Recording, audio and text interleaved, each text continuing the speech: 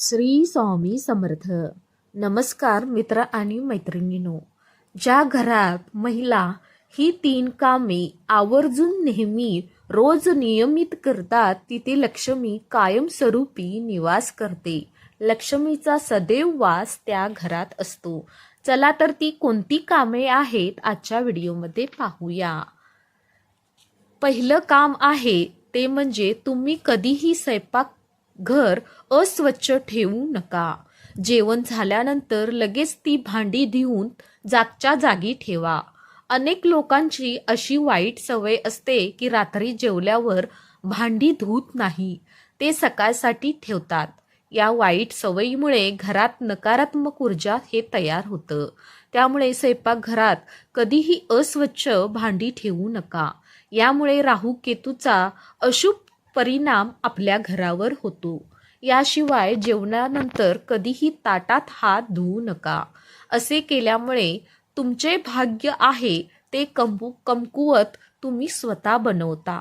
जेवल्यानंतर भांडी लगेच स्वयंपाकघरात ठेवा आणि नंतर स्वयंपाकघर किंवा बाथरूममध्ये हात धुवा.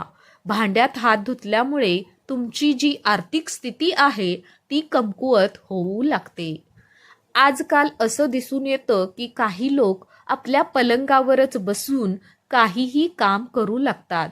जसं टीव्ही पाहत असतात किंवा पलंगावरच जेवण करतात. पण ही जी सवय आहे ती खूप वाईट आहे. त्यामुळे लक्ष्मी ही रुसते. वास्तुशास्त्रानुसार पलंगावर बसून जेवण करणं टाळावं. असं सांगितलं जातं की पलंगावर बसून जेवल्याने वास्तुदोष निर्माण होतं. यामुळे आपला पलंग अस्वच्छ होतो आणि घरातील सुख शांती यामुळे बिघडते.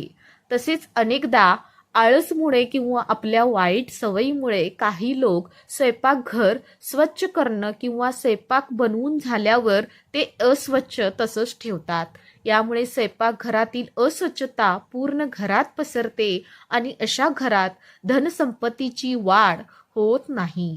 शास्त्र आणि पुराणामध्ये झोपेचं वेळापत्रक हे निश्चित केलं आहे. सूर्योदयाच्या आधी उठणं आणि रात्रीच्या वेळी झोपणं खूप चांगलं सांगितलं आहे. पण काही लोक आळसमुळे सूर्योदय आणि सूर्यास्ताच्या वेळी झोपतच राहतात. ते खूप अपशकुन शास्त्रात म्हटलं गेलं आहे. यामुळे माता लक्ष्मी त्या व्यक्तीवर नाराज होते आणि ते घर सोडून जातात. गोधुली वेळ ही पूजेसाठी उत्तम मानली जाते. यावेळी झोपणे किंवा आडवे होणे अशुभ मानलं जातं. याशिवाय ज्या पलंगावर तुम्ही झोपता तिथे कधीही अस्वच्छता ठेवू नका. पलंगावर अस्वच्छता किंवा फाटकी चादर घालू नका.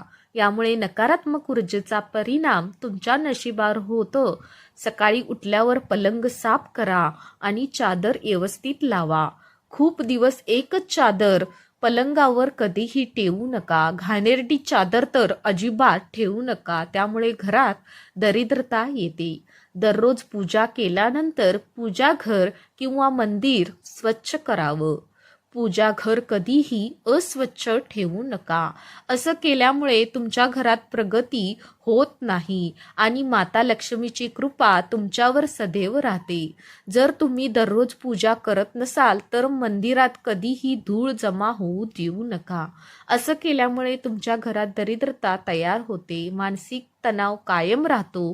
याशिवाय हिंदू धर्मात उपवास आणि नियमाचे खूप महत्त्व हे दिलं गेलं आहे. जर तुम्ही पूजा उपवास करत नाही तर त्यामुळे माता लक्ष्मी नाराज होते, ज्यामुळे घरात आर्थिक अडचण हे निर्माण होऊ शकते. गरिबीला सामोरं जाऊ लागतं. याशिवाय कधीही एका हाताने चंदन घासू नका. असं केल्याने नारायण यांचा अपमान होतं असं मानलं जातं. असं केल्यामुळे लक्ष्मी तुमच्यावर रागवतात आणि त्यांच्या अपमानासारखं असतं. त्यामुळे तुम्हाला पैशाची अडचण भासू शकते. चंदन घासल्यानंतर तो थेट देवाला लागू नये, हे शुभ मानले जात नाही. चंदन आधी एखाद्या पत्र्यावर ठेवा आणि नंतर देवी देवतांना अर्पण करा. तसेच रात्रीच्या वेळी पूजाघर कधीही रिकामं ठेवू नका. देवांच्या मूर्ती आणि फोटोवर एखादं कापड टाका किंवा पूजाघराच्या दरवाजावर पडदा लावा. यामुळे मूर्ती दोष होणार नाही. वास्तुशास्त्रानुसार रात्री कपडं धुणं हे टाळावं.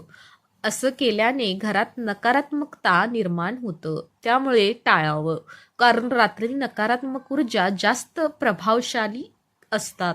म्हणूनच रात्री कपडे धुण्यामुळे घरातील व्यक्ती एखादी आजारू पडू शकते. याशिवाय अनेक लोक रात्री झाडू मारत असल्याचं पाहिलं आहे. संध्याकाळनंतर झाडू लावण्यास कठोर मनाई करण्यात आली आहे. झाडूमध्ये माता लक्ष्मीचा हा वास असतो. त्यामुळे जो कोणी रात्री किंवा संध्याकाळी झाडू मारतो, माता लक्ष्मी त्याच्यावर नाराज होते. वास्तू देवता सुद्धा नाराज होतात आणि वास्तू दोष आपल्या घरात निर्माण होतो. घरातील बाथरूम आणि टॉयलेटचा दरवाजा नेहमी बंद ठेवा. ते उघडे ठेवू नका. त्यामुळे नकारात्मक ऊर्जा ही तयार होते. नखे चघळण्याची सवय अनेक लोकांमध्ये आपल्याला दिसून येते. त्यामुळे लोकांचा सूर्य दुबल होतो. अशा लोकांना डोळ्याच्या समस्या निर्माण होतात. विनाकारण अपयशाला सामोरे हे जावं लागतं. त्यामुळे ही सवय नक्की टाळा. तुमच्या जीवनात नकारात्मकता आणू शकते. चप्पल कधीही मुख्य दरवाजावर ठेवू नका. यामुळे माता लक्ष्मीचे आगमन थांबते. चप्पलसाठी नेहमी एक स्टँड बनवून त्यात ठेवाव्यात.